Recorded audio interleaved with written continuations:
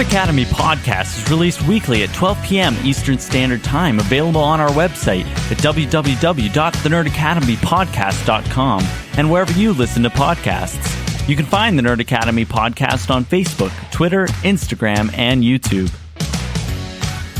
You can also help support the show by going to patreon.com/The Nerd Academy podcast, where every donation allows us to bring you more exciting content every week.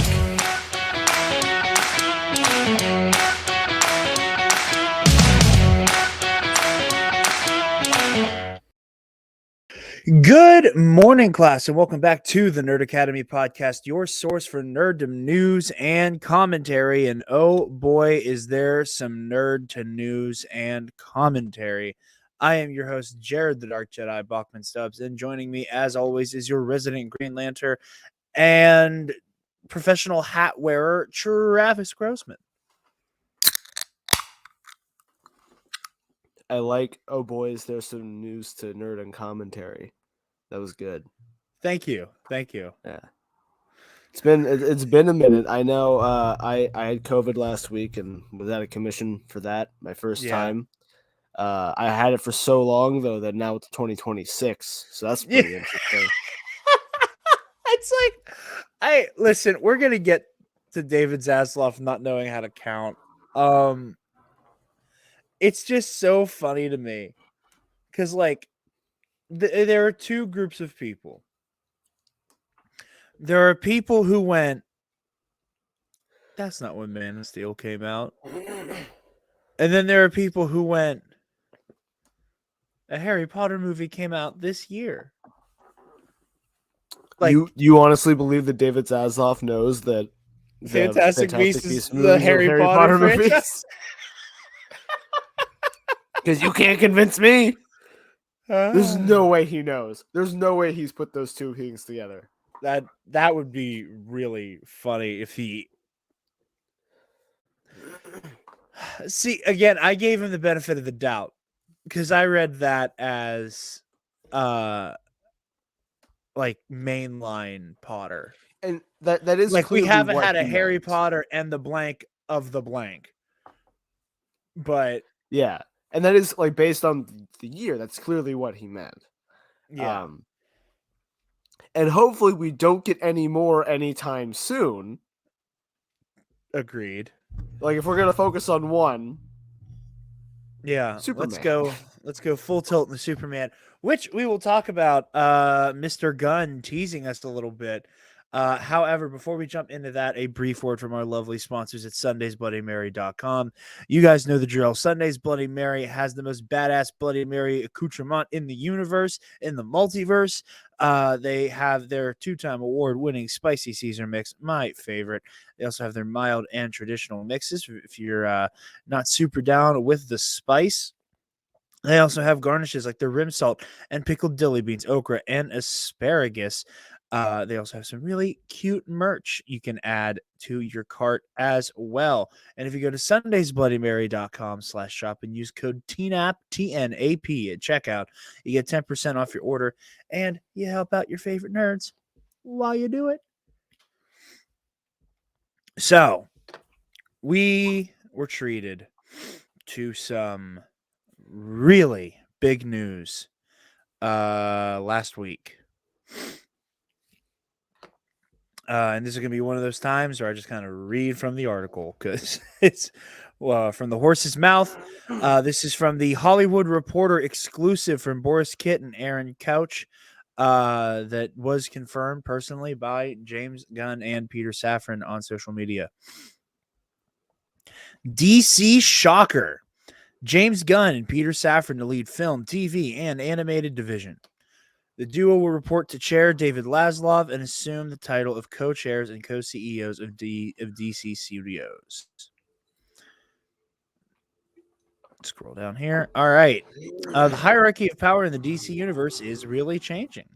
In a stunning turn of events, filmmaker James Gunn and producer Peter Safran have been tapped to lead DC's film, TV, and animation efforts as co-chair and co-CEO of DC Studios, a newly formed division at Warner Bros. That will replace DC Films. The unprecedented move in which a top director will assume a top executive post marks the end of a months-long search by Warner Brothers Discovery CEO David Zaslav to replace DC Films boss Walter Hamada, who departed the studio last week. That search had all of Hollywood guessing and playing executive bingo for who would land one of the most coveted and challenging jobs in town.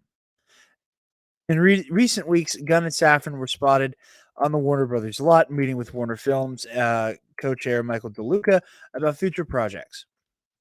And according to sources, the initial overture to Safran and Gunn came from DeLuca over the summer, even as the studio was in shaky talks with the producer Dan Lin to take the job. Gunn will focus on the creative side of things, while Safran will focus on the business and production side. Both are expected to continue to direct and produce projects respectively, and they will report directly to David Zaslav and work closely with Warner Film bosses DeLuca and Pamela Adby. Sources say the deal runs 4 years and Gunn will be exclusive to DC. The goal is for them to not just be producers, but to truly function as executives, even as Gunn will occasionally hone a movie. Unlike Marvel Studios, DC has multiple films set in separate creative universes, and according to sources, Joker filmmaker Todd Phillips' work on the upcoming sequel, which goes into production later this year, will not fall under Gunn and Safran's purview and instead be overseen by DeLuca and Adby. Matt Reeves, who worked under the Hamada era, has a budding universe based on his The Batman. It is unclear under whose purview Reeves' future projects will fall, but everything else moving forward will be under Gunn and Safran. DC has among the most entertaining, powerful, and iconic characters in the world, and I am thrilled to have the singular and complementary talents of James and Peter joining our world-class team, overseeing the creative direction of the storied DC universe, said Zaslav in a statement. Their decades of experience in filmmaking, close ties to the creative community, and proven track record thrilling superhero fans around the globe made them uniquely qualified to develop a long-term strategy across film, television, and animation, and take this iconic franchise to the next level of creative storytelling. Gunn is one of the more respected minds in the world of comic book filmmaking. He came up in the indie film space and became an A-list director in 2014 with Marvel Studios' Guardians of the Galaxy and its 2017 sequel. He jumped to DC in 2018 to develop The Suicide Squad after rival Marvel fired him as director of Guardians of the Galaxy Volume 3. Obviously, he was later reinstated. His DC foray into the Suicide Squad was critically adored and spawned the hit HBO Max spinoff Peacemaker, starring John Cena. Gunn is currently working on its second season.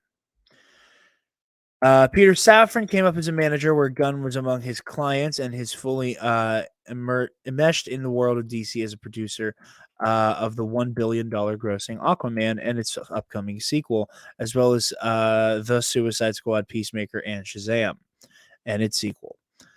His relationship with Warner's extends back 10 years and includes a $2 billion Conjuring horror franchise. The Safran Company recently re-upped its production deal with Warner. So yeah, the rest of this seems to be a lot more of the the obvious things. DC allegedly, by the looks of it, might finally have its Kevin Feige, and the hiring is effective as of 3 days ago on the 1st. So yeah, Travis, thoughts so far? I have many. And I would like to hear them. You can't convince me, based on everything else we've seen from David Zaslav, that the beginning of this conversation wasn't, well, can we get Kevin Feige? Allegedly, it was. Allegedly, they were trying to get Feige. Allegedly, that was the goal. They wanted Feige, and they were like, okay, well, we tried. Which, like, why wouldn't you try? I don't know, because I have some self-respect, I guess. God damn. How? Oh my god. This could also say Happy 2014, and it would be the same joke, just in the other direction. I feel every decision that DC, I say DC, and what I mean by that is Warner Brothers Discovery, but I'm going to use them interchangeably. Every decision Warner Brothers has made in the past 2 months feels like, an executive board sat down, didn't know what they were talking about for 15 minutes, came to a decision and did it. Right? Not that I don't think Henry Cavill doesn't deserve his chance. Right? And Cavill's been, suddenly very public about it, so I feel comfortable talking about it. He's back as Superman officially.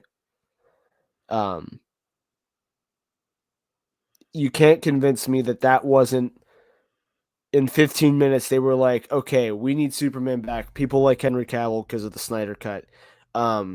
Let's go give Henry Cavill the biggest sack of money he's ever seen right now. And then they how do you give that man so much money he leaves The Witcher? I want to know that number because it had to be instant. Like, just you also got to incredible. remember he has very publicly been falling out of love with The Witcher. So I think Okay, that I didn't there know is, that. there's been a whole lot of issues about how like the writers low key don't like the source material. So at the same time that Henry's kind of like, I kind of don't want to be here anymore. WB's is standing outside of his window with a boombox playing the Superman theme. And the boombox is made of money. And it's a gold-plated boombox that he gets to keep if he comes outside. But that's how I feel every decision they've made. Like, oh, we're going to put James Gunn in our Kevin Feige seat because apparently they need a Kevin Feige seat. Why'd they pick James Gunn? The correct answer is because he's an incredible creative that loves comics and loves the DC universe, as he's talked about repeatedly over and over again. He is a great pick for that position. I'm not going to pretend like he isn't. But I know in my heart of hearts and my kidney of kidneys that they made this decision because the Suicide Squad did well critically. They were like, oh, he made one of the good ones and he's available. Give him the most money he's ever seen. Well, I mean, that's the thing. I don't know. And maybe it was like back in the first article. The business end of things is not something that particularly fascinates me. So I don't know how much money they're throwing at him, but like, I think, and I don't know. I'm a little more optimistic and maybe even a little more Pollyanna than you are about this. Because first of all, I think it is a brilliant decision to pair a creative and a producer. Like Kevin Feige works as the linchpin of the MCU because he's so like in the shit of Marvel for so long that he works as a creative idea guy, even though he also has a bunch of other like creative idea people around him. Where with this, you have one person who can focus all on business, and then you have another person who can be like, now here's some good storytelling stuff. That I think will be an interesting counterbalance to how Marvel runs things. And you can't, like, in the same vein of James, right? Peter has produced exactly the movies that have done well in the universe that were, besides one unfortunate casting choice, were all commercial and critical successes compared to the Snyder movies, right? Yeah. Because Aquaman grossed $1 billion. Shazam. I still haven't watched Suicide Squad because I'm lazy. But notable, like, second best movie in the franchise. Yeah. Right? So he's been there since the steam started to pick up. And it just, it makes sense to put them there. But I know that decision, and I say I know like I was there in the room and I wasn't, but I feel like I know that decision was made because in a room they said, we need a Kevin Feige. Not because we actually need a Kevin Feige, but Marvel has a Kevin Feige. So we need a Kevin Feige.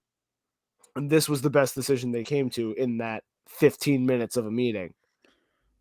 And now when James Gunn goes to work in whenever they start really getting to the grind on this, he's going to find out that they've had no plan this whole time. And they were like, well, we just said we were doing all of this because we knew it would work.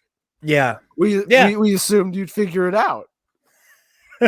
We assumed you'd clean our mess. You don't have a plan yet? You've had 2 weeks. That's how long it takes us to make all our decisions, is 2 weeks or less. Another related story that I thought was really sweet. Also from Variety. Or not also, but this is from Zach Schraff of Variety. James Gunn rejects Marvel DC rivalry ahead of his DC takeover. I love Kevin Feige, and we have the same common goal. James Gunn will become the co-chairman and co-CEO of DC Studios along with Peter Safran starting November 1st, but in no way does a director view his new job at the Marvel Studios rival. The filmmaker recently took to social media to shut down any notion of a rivalry between the two comic book studios.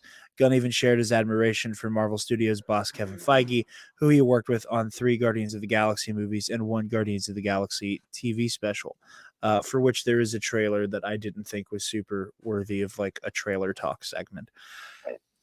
Pardon me. Not only do I love Kevin Feige, he was the first person I told after I did the deal with DC. John Cena was the second. Gunn wrote to fans. Contrary to popular belief, $1 less for Marvel is not $1 more for DC. DC and Marvel have the common goal of keeping the theater going experience vibrant and alive. So yeah.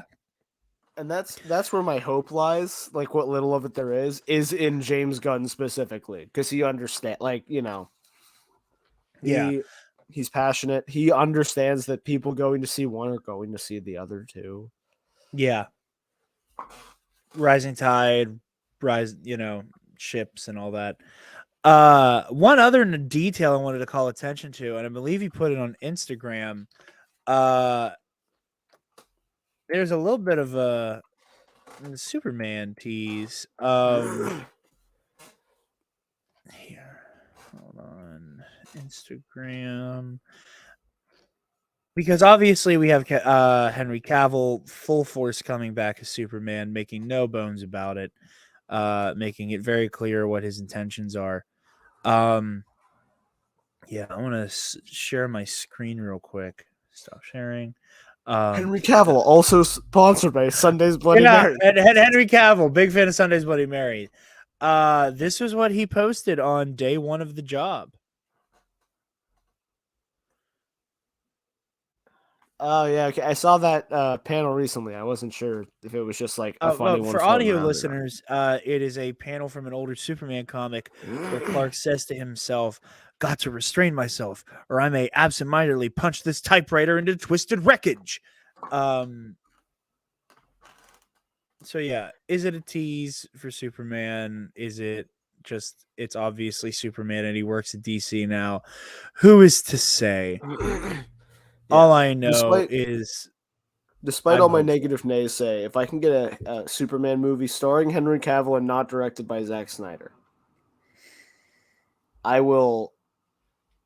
Obviously, I'll give anything that comes out of this a fair shake, because I want DC to succeed, despite David Zaslav's incessant need for it not to. that was really clever. So anything I can get, because I think I like Cavill a lot. I like his look as Superman. I like his he is really passionate about the projects he works on. Oh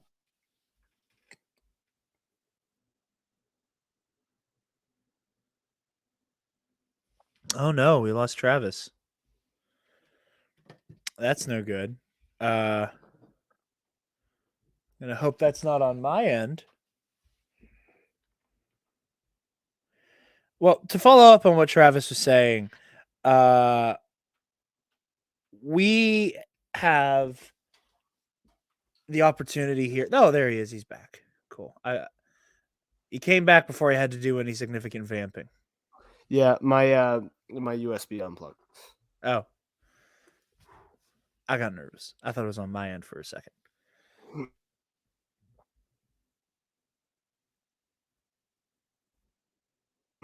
Yosha.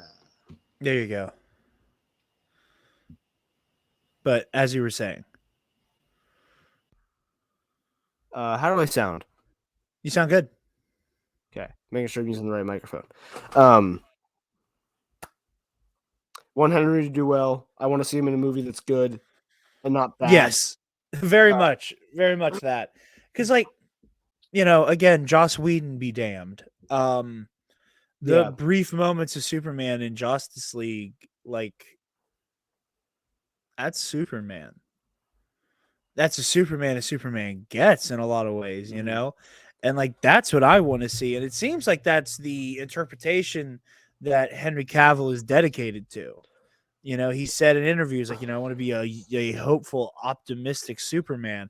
And obviously the usual suspects freaked out over that because they are dedicated not to DC mythology, but to this weird Ayn Randian dude bro reinterpretation of it. But yeah, no, I do think we have reason to be excited for this. And I think it's also weird that, like, we're living post two, like, things that need to happened, right? Like, we're living post confirmation that Cavill is back and post DC has its Kevin Feige. Like, I think that like there's something wild about that to me, that like it like both of those things have finally happened after years of us all saying it needed to. So moving on to our next topic of discussion, we got our first trailer for Ant-Man and the Wasp: Quantumania. Travis, what are you thinking? I think there was a notable scene missing from the Comic-Con trailer. The have You're I an killed Avenger. Yeah, have I killed have you I before thing? uh-huh. Besides that, really excited. It's about it. It's Marvel related, which means I'm going to watch it and going to love it and going to enjoy it. Because you're a shill. Yes. I do want to say The up mouse top, tucks me in every night, kisses me on the forehead, and says, "Now remember to go talk to me about on your podcast." I didn't know where that was gonna go, and it being very simply talk about me on your podcast was funny. No, I really like the trailer. I do want to call attention to one thing, and again, god damn it, I hate new Rockstar's turnaround time. Because I hate the fact that I say shit that EA Voss has already said, but I've thought it too. And I always feel like I'm aping what he's saying, even though it's not true. Phase 4 and 5 and all of the multiverse saga stuff, the Wizard of Oz motif, I think, is super interesting because there's a little bit of Oz in just about everything. Like, at least some weird callback or reference of some in some capacity. And it's super subtle, but like it's always there, like with WandaVision, you're dealing with illusions and transitions from black and white to color and a wicked witch. And, there's all the green and Loki and the way that like He Who Remains is very much the man behind the curtain, hiding behind whatever. I believe there is another callback to Wizard of Oz and Loki. Here we have the Goodbye Yellow Brick Road by Elton John. Werewolf by Night even has Somewhere Over the Rainbow plays in Werewolf by Night as they slowly transition out of black and white to color. And again, I think a lot of it has to do with the fact that we are very much in a situation. There he is. Oh, you beautiful man. That we are dealing with a situation where you have a a puppet master, a master of illusion, who is behind the scenes orchestrating a whole lot of chaos and carnage on a multiversal scale, that we need to uncover, who also like wears a fake face. Like I think you could very much make an analog between the giant green head that's projected in The Wizard of Oz to like the blue facade of Kang when he has his helmet on. So I do think the whole Wizard of Oz motif is really interesting, and I like seeing it pop up uh, here and there. I just got your text about having lost me, by the way. Yeah. But yeah, no, the quantum realm looks really cool. I am curious to see what the role of trying to find them back in the trailer again. These weird marauders we see in the quantum realm. Those seem like interesting fellows. I'm also like, I always love to say that what you see in a trailer is nowhere near as important as what you don't see. And I think it's fascinating that we see no sign of MODOK. Oh, yeah, that too. I actually forgotten about that, to be honest. Exactly, right? There's been so much hype for Kang, we forgot we're supposed to get MODOK. And spoilers, skip ahead like 15 seconds. Allegedly, I heard they're changing the comics a little bit. It's going to be Darren Cross. Which would be cool if we find out that, like, whenever Cross's suit went quantum and exploded, it didn't kill him. It just fucked him up. Now he's MODOK'd him. It MODOK'd him, yes. Which, hey, would be an interesting turn of events. Obviously, Bill Murray's in there, which was exciting until we found out that Bill Murray's kind of been on some bad behavior recently. But yeah, I was super excited. Also, did you see the poster that was released for Quantumania? Oh my goodness. Everything's been a haze the last couple of weeks. So I probably did. Fair. I just don't remember. That's very fair. I keep forgetting that you were under the weather. Let me pull up this poster. It is such a beauty.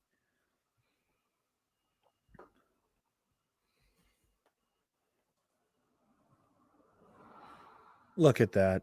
Look at that. Ah, yes. I love it so much.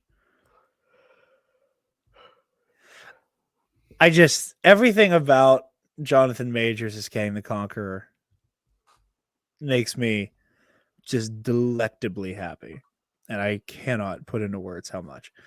But yeah, Ant-Man and the Wasp: Quantumania got our first trailer. Obviously, a second trailer will probably be coming down the road soon. It's our next Marvel movie post Wakanda Forever, which I cannot believe comes out next week.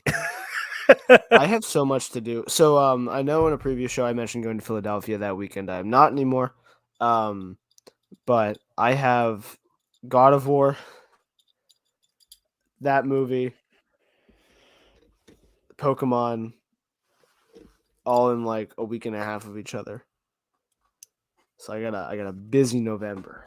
You do have a busy November. That reminds me, before we jump into our next story, have you played any Gotham Knights? No, I didn't pick it up. It came out, right? I had a lot of schoolwork to do and I was still sick, and I was like, I don't think I'm gonna have time to really put into this, and it doesn't. All the reviews are coming back mid. From what I understand, the story, because you can play as anyone at any time, the story is very loose about dialogue and stuff, which I always dislike. That's my big complaint about Assassin's Creed recently, is the writing gets super loose because of your dialogue choices and stuff. I did pick up Modern Warfare 2 because whatever year it came out before, 2011 or 2010 called, and it wants me to be an epic gamer again. So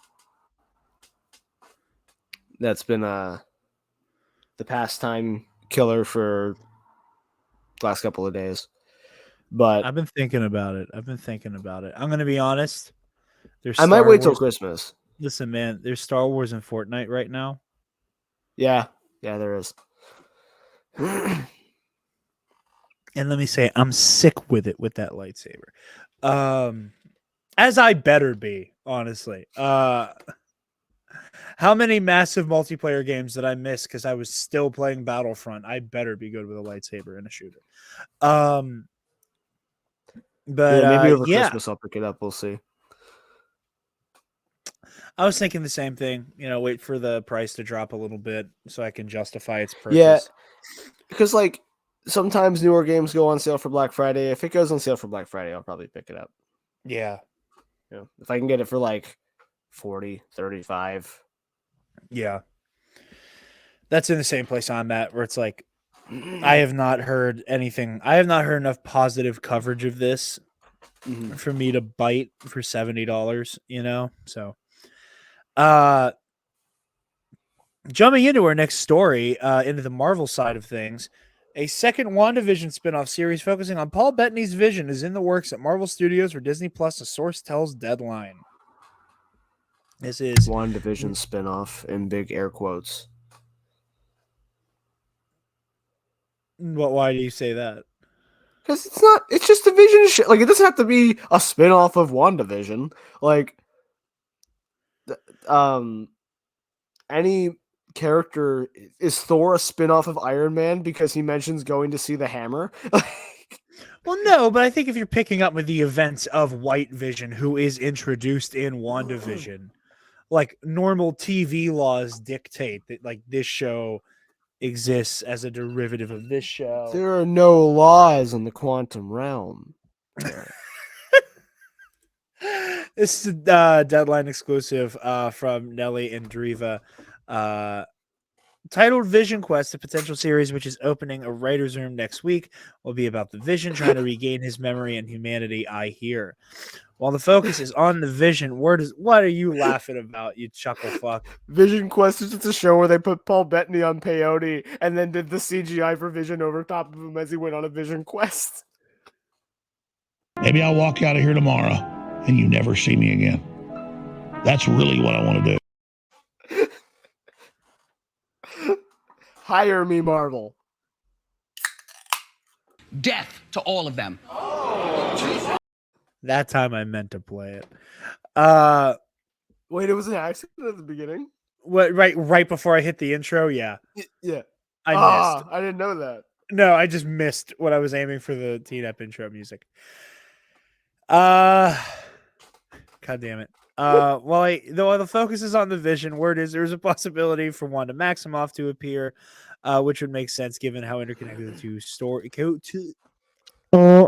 the two characters' stories are. How interconnected they are.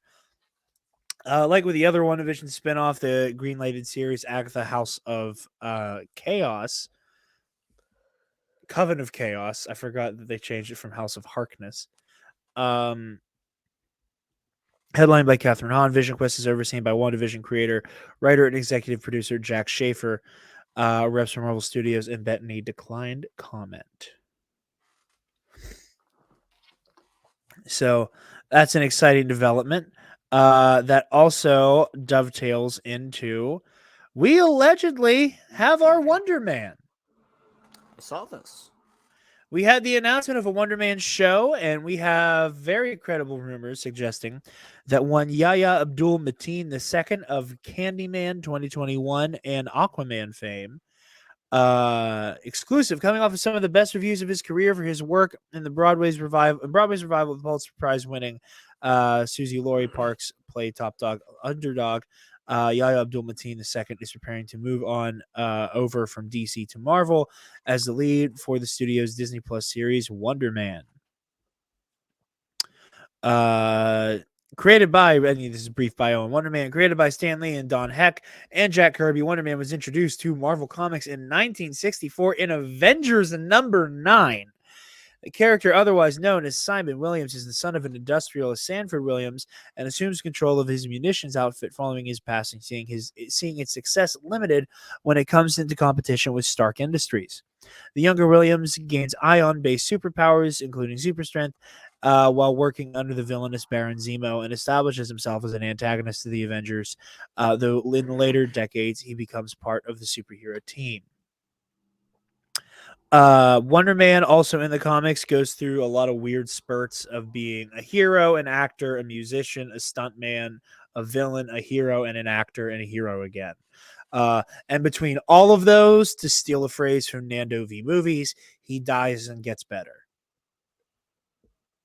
So, which I always say this, shouts out Nando V Movies, but especially for the phrase, they died, but don't worry, they got better, when discussing comic book deaths. Best way to put that. I died, but I lived. The live-action Wonder Man series was the first announced entering development in June, with Shang-Chi helmer Destin Daniel Cretton, or Cretin probably. I don't think he wants to be called a Cretin. And Hawkeye co-producer Andrew Guest or Geist, both announcing their involvement. Cretin will direct and exec produce, with Guest serving as head writer. As previously announced, the show will see return of Oscar winner Ben Kingsley's Trevor Slattery. Bloody hell, bloody hell. The supervillain turned good guy, otherwise known as the Mandarin. So that a really cool note there, which again leads to the actor side of Wonder Man's origins. Also, that was from Matt Grober and Nelly Indariva as well. So yeah, we got Wonder Man cast, which is on the list of wild ass sentences I never thought I'd get to say. Yeah. I remember seeing it on Twitter and going, "Wait, we're doing this?" Yeah, you know what, Travis? I think it's worth celebrating. Almost tasted that. Num, eat it up. Go play okay, 3, 2, 1. You know I'm the hottest. You ain't never gotta hit me up. I'm present. You. Thank you, Scotty J. Rowe. You get caught on camera. Every time that clip plays, like even without you in it, every time that clip plays, an incel somewhere's heart explodes. Oh, you should say no more. You almost tasted that. Num. You almost tasted that. Num. You almost tasted that. Num, eat it. How's unemployment sound, Jeremy? You almost tasted that. Num. Soon we'll learn how to add that to the weapon. TNAP canon. That day I genocided the incels. Just put it on loop. Let it run forever. 24-hour live stream. Just arc it with like the Order 66 music. Just super cut of every fandom menacer. Just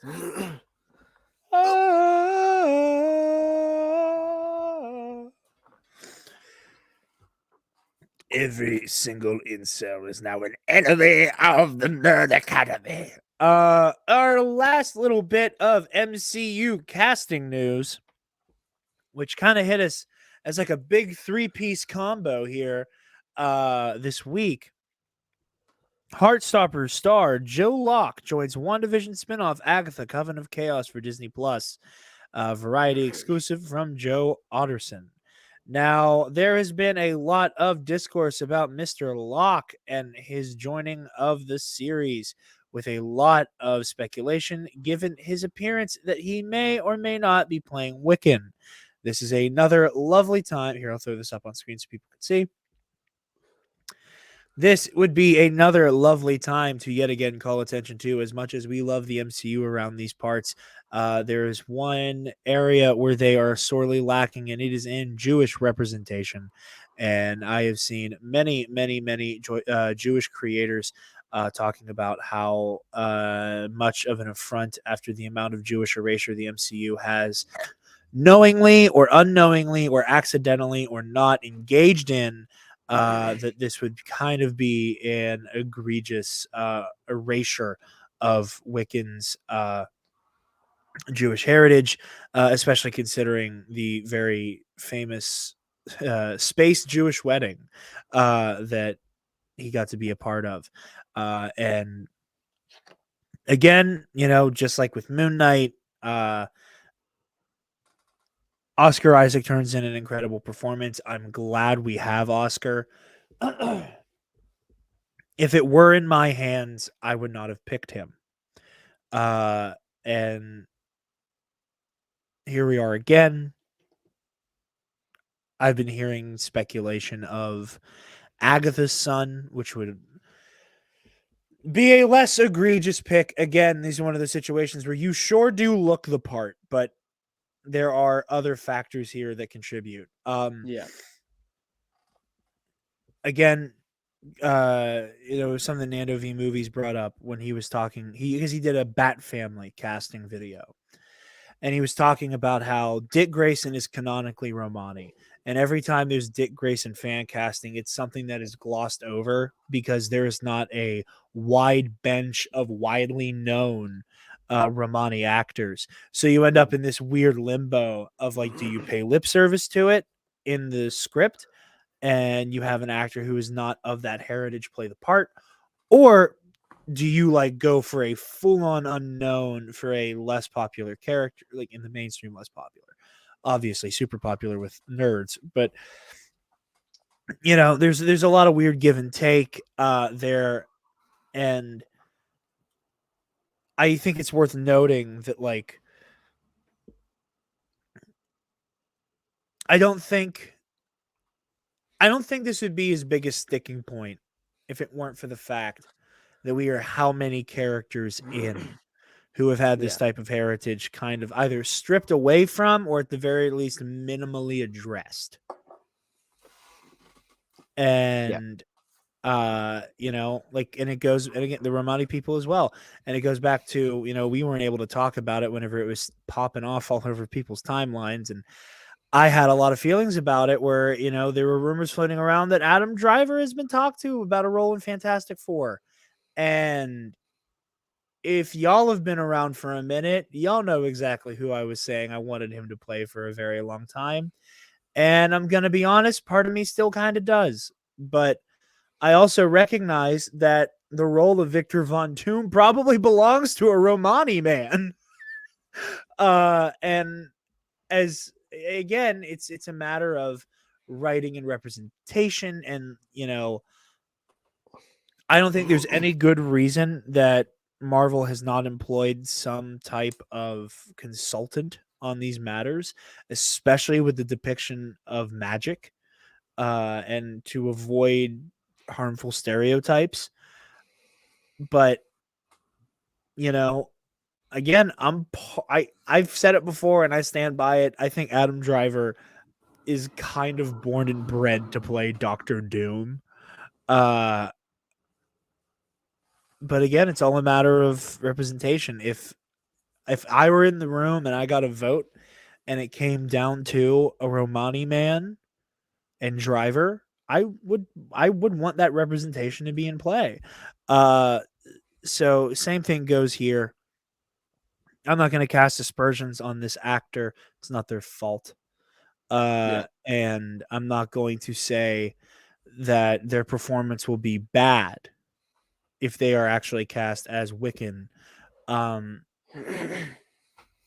Marvel and the MCU just desperately needs to get better and do better in this specific scenario. Yeah, that's my take on that. Travis, anything to add before we get into our last story here? I think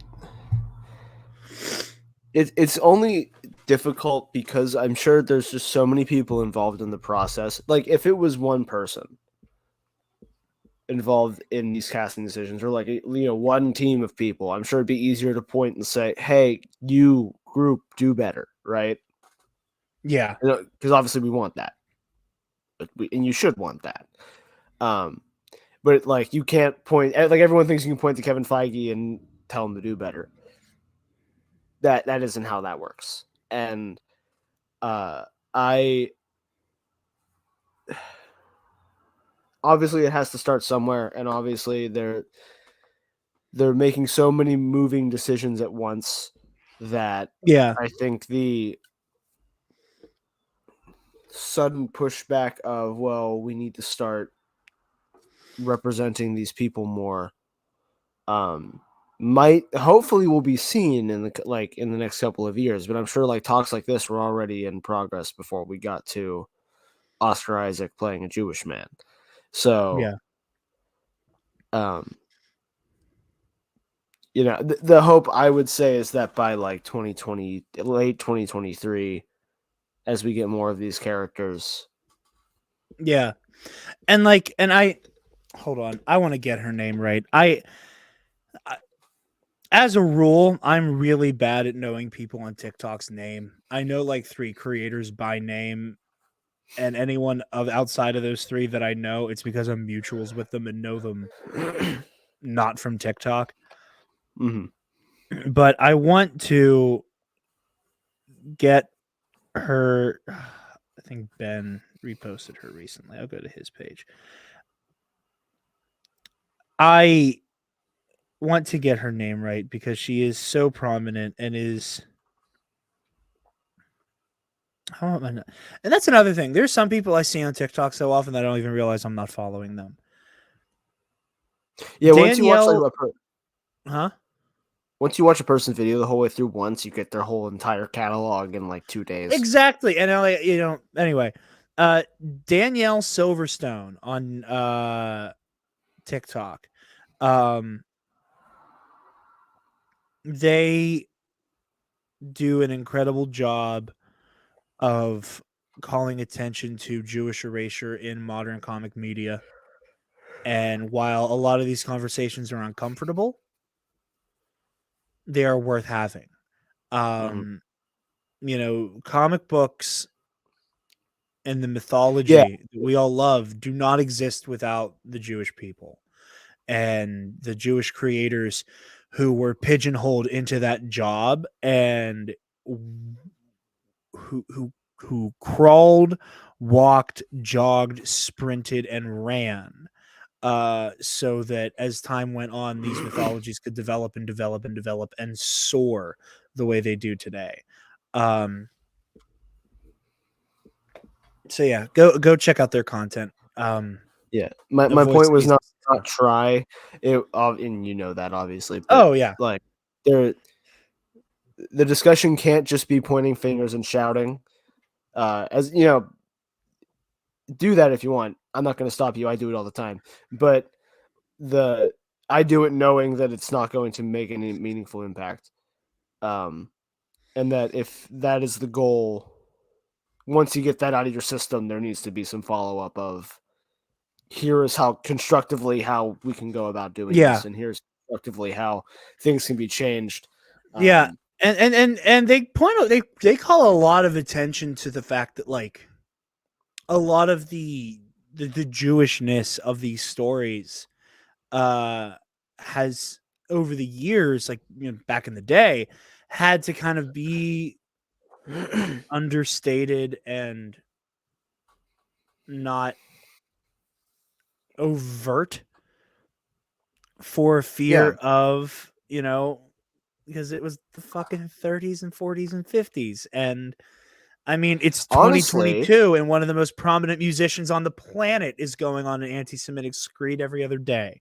So honestly, that might be and not for the correct version where they're like, we want to protect people in case, because women and actors and actresses of color are already seeing harassment. It's not going to change, but that like maybe someone somewhere is like, if we make a prominent Jewish story, that person might be in danger, right?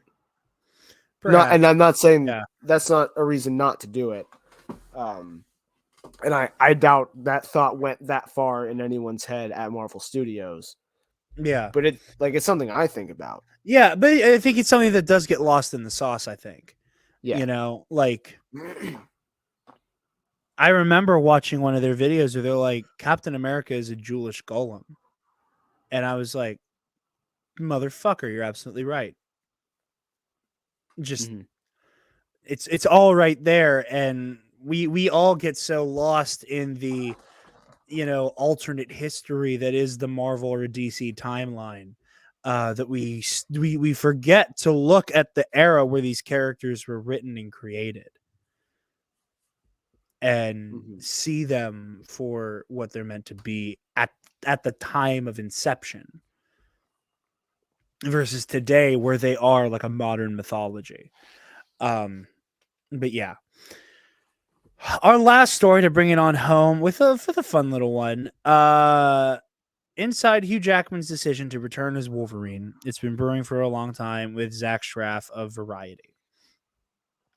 Hugh Jackman and Ryan Reynolds shocked comic book fans at the end of September when they announced Hugh Jackman's return as Wolverine in Deadpool 3. Jackman hung up the claws in 2017 with Logan. We all knew that. According to Reynolds, he first met with Marvel Studios president Kevin Feige 3.5 years ago after Disney acquired. That was 3.5 years ago. Yeah. That caught me off guard. Well, my god! No, Jared. It was 6.5 years ago. Yeah, I forgot. Or 7.5. Oh man, I got really bad podcast ass. I just situated and I realized I can't feel the top part of my butt. Like the top third of my cheeks is numb. It's an odd portion. Usually for me, it's the bottom third. Yeah, it's the top third right now. I can't feel shit. It feels really. It's just pins and needles on the butt. The first two Deadpool movies were released by Fox and each grossed $780 million range worldwide. Now that Disney owned Fox, the door was open for Deadpool to enter the MCU. I got Kevin to talk what if anything, the future holds for Deadpool in that transaction. The subject was coming up in the meeting about if we could find a way to do a Deadpool Wolverine pairing. It wasn't possible then. For this to be happening now is pretty damn exciting. Deadpool 3 will mark Jackman's 10th time playing Wolverine. The two actors first met in the making of 2009's critically acclaimed X-Men Origins Wolverine, where Reynolds was playing a different iteration of Wade Wilson in Deadpool. You added critically acclaimed, right? What are you talking about? I'm sick of being called a grifter. Anyway, thank you, Roger. A little part of me now thinks I'd be better at it. Jackman said about returning to his most iconic role. Is that arrogance of age or something? Wolverine's a tortured character, more tortured than me, but I always get the feeling of him being comfortable in his own skin, and I feel more comfortable in my own skin now, even though it's messier. Jackman meant it when he said he wasn't repeated. I can't talk. Jackson meant it when he repeatedly stated on the Logan press tour that he was retiring from Wolverine. So what changed his mind? A screening of Deadpool in 2016, it turns out. Jackman saw Deadpool for the first time before shooting Logan, but had already gone on record calling Logan his final Wolverine movie by then. I went to a screening of Deadpool. I was 20 minutes in, and I was like, damn it. All I kept seeing in my head was 48 Hours with Nick Nolte and Ed Murphy. So it's been brewing for a long time. It just took me longer to get here. Well, Reynolds was eager to bring Wolverine into the fold for over 3 years. Jackman and Reynolds have been pleading to him on the daily about doing a Wolverine Deadpool movie. It wasn't until August that Jackman finally agreed to play Wolverine again. I think actually he'd given up, Jackman said. I think it was a big shock to him. There was a massive pause, and then he heard, I can't believe the timing of this. Jackman said Reynolds called Reynolds to break the news during a late summer beach trip with his family. Reynolds just so he set up with Marvel and Feige about Deadpool 3. With Jackman now on board, Reynolds and director Sean Levy brought the news to Feige. Oh God, I'm thrilled, Reynolds said about Jackman's return. It's like old home week to be on set with one of my closest friends each and every day is a dream come true. But to do it with these two iconic characters side by side, that's beyond our wildest dreams. Reynolds went on to say, I've always been blown away by the full spectrum of his talent. He came onto the scene and entered the zeitgeist as this hyper-masculine superhero character, but he's also shooting musicals and he's portraying these intense, vulnerable characters in all types of films, all kinds of budgets for all kinds of audiences. So yeah, Deadpool 3 on the horizon. Super excited. Gonna be good. It's going to be good. But with that, I think that's all we have for you guys this week. So, Travis, we have a live caller into the show. Andy in Kansas, you're on. Thanks for holding. That is the second week in a row right at the end of the show the phone rang. That's not good. Someone's watching you.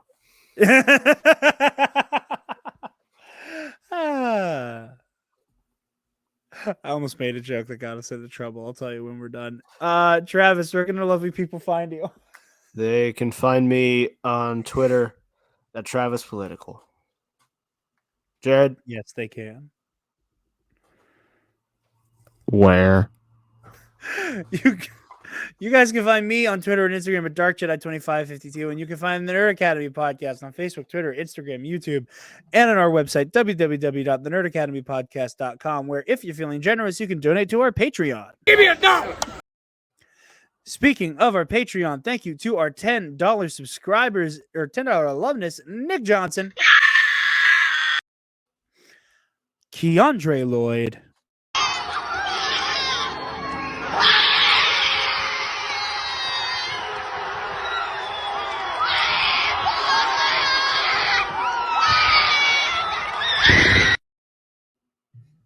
and here, I'm checking to see if there's a new name.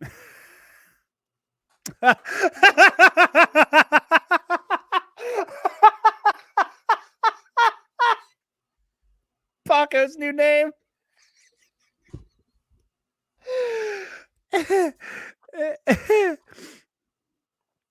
And thank you to $965 million. All right, ladies and gentlemen.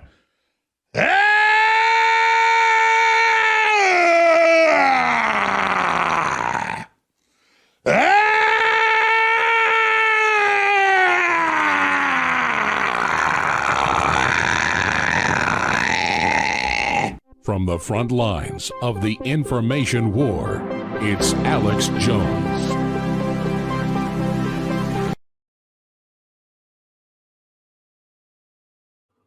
I had to follow my gut. My gut was telling me it's got to be different. There's no way it's Taylor Swift right now. And that's funny. For those of you at home, that's how much money Alex Jones has already lost in the Connecticut Sandy Hook case. Yes. Paco, that was genius. Thank you. By the way, Paco, if you're not listening to Knowledge Fight yet, you really should be, buddy. So many jokes that circle your being here because of the Alex Jones clip are avenues for me to make jokes about Knowledge Fight. So you should get on that train too. Dan and Jordan are better podcasters than I could ever be. But yeah, we are going to be trying to crank out a new episode of KNR tonight. We're going to be doing an Andor recap because we're behind a couple episodes. But in the meantime, there is a Tales of the Jedi review that we did with Darth Chaco and Trey Mitchell of Skywalking Through the League. Let's go check that out. Last night, I was on Bombadcast for a 3-hour-long episode to talk about Tales of the Jedi. So if you want to hear even more about Tales of the Jedi, go listen to that. And we will be doing Satele Shan versus Yoda in the Versus series this week. So, or not this week, this month. Hopefully soon, though. But yeah, thank you all so very much for watching and listening. Be sure to click on the student store link on the website to get access to our merch store. That clip is bittersweet now. But thank you all for watching and listening, and class dismissed. Stop!